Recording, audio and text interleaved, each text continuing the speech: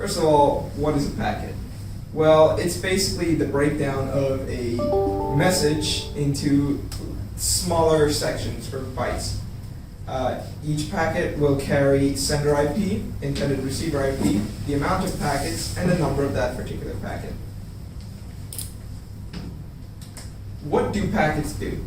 Each packet is sent off to its destination to transfer files. And by the best available route. Packets are also referred to as frames, blocks, cells, and segments. What is packet switching? Packet switching is specifically the transfer of these small pieces of data across various networks.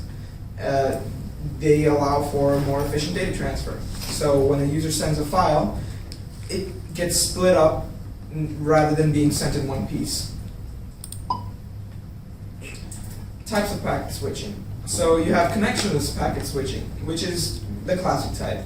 It includes multiple packets, each individually routed. This means that they all contain the routing information and that different paths of transmission and out-of-order delivery are possible. However, you also have connection-oriented packet switching or virtual circuit switching. These data packets are first assembled, then numbered, and they all travel across the same route sequentially. Obviously, the address information is not needed because they are all sent in sequence. What is packet loss? Occasionally, packets might bounce around the network and get lost on their way, and this leads to packet loss, which means that the data is lost and there can be issues when sending files. Now, looking at the ethical issues of network, what is the extensive use of networks and their ethical issues?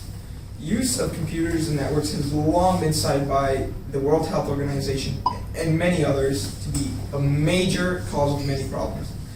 Many of these problems include addiction to video games and movies, TVs due to their easy access and large access.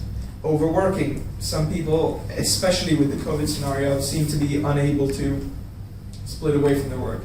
Depression and anxiety. Many graphs have shown trends that show an increase in suicide rate at the same time that social media was invented due to the pressures that are put on teens due to these social media. And then environmental issues, an increased use in networks and computers means an increased use of electricity. And this leads to more energy needing to be produced and can lead to environmental issues.